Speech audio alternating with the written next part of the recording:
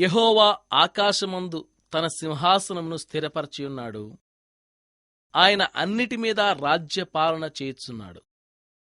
103వ కీర్తన 19వ వచనం. వసంతకాలం అప్పుడే ప్రవేశించింది. ఒకరోజున ఎక్కడికో వెళ్లాలని బయలుదేరాను. హఠాత్తుగా తూర్పు గాలి కొట్టింది.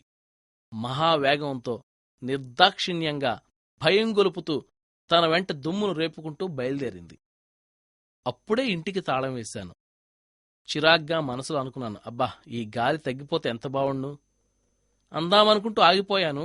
ఆ వాక్యం పూర్తి చేయలేదు. నేను ప్రయాణమై వెళుతుండగా ఈ సంఘటన నాకు ఉపమానంలా అనిపించింది. ఒక దేవదూత నా ఎదుట నిలిచి ఒక తాళం చెవి ఇచ్చి అన్నాడు, నా యజమాని నీకు తన ఆశీస్సులు చెప్పమన్నాడు. ఇది నీకిమ్మని నన్ను పంపాడు. ఏమిటిది? గాలి తాళం చెవి. ఆ దూత అదృశ్యమయ్యాడు. చాలా సంతోషం వేసింది. త్వరగా ఎత్తైన ప్రదేశాలకు, గాలి పుట్టే ప్రదేశాలకు వెళ్లి ఆ కొండ గుహల మధ్య నిలబడ్డాను. ఆ తూర్పు గాలిని మాత్రం ముందు అరికట్టాలి, అది ఇక నన్ను బాధ పెట్టదు అనుకుని ఆ గాలిని పిలిచి దాన్ని నా తాళం చెవిలో బంధించాను. శూన్య ప్రదేశాల్లో ప్రతిధ్వనించే నిశ్శబ్దం వినిపించింది.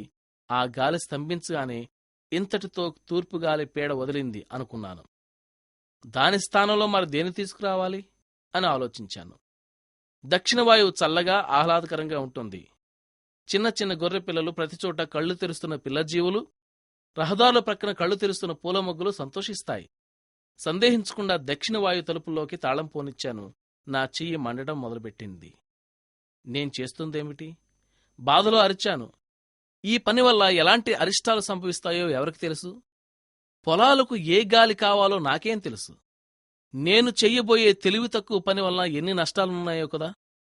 ఎటూ తోచక సిగ్గుపడిపోయి దేవుడు మళ్లీ తన దూతను పంపి ఈ తాళం చెవి నా నుండి తీసేసుకోవాలని ప్రార్థించాను.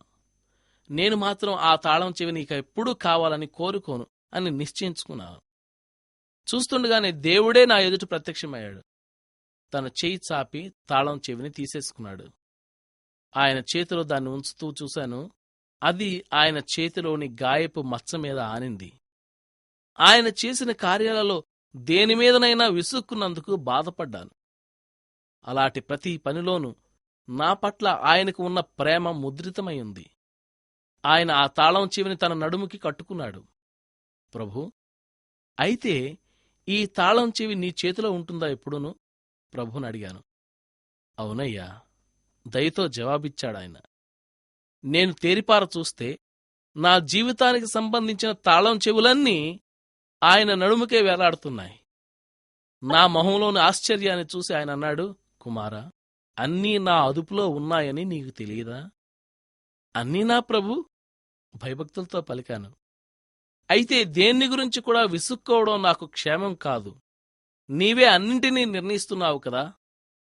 ఆయన ప్రేమతో నా మీద తన చెయ్యి వేశాడు.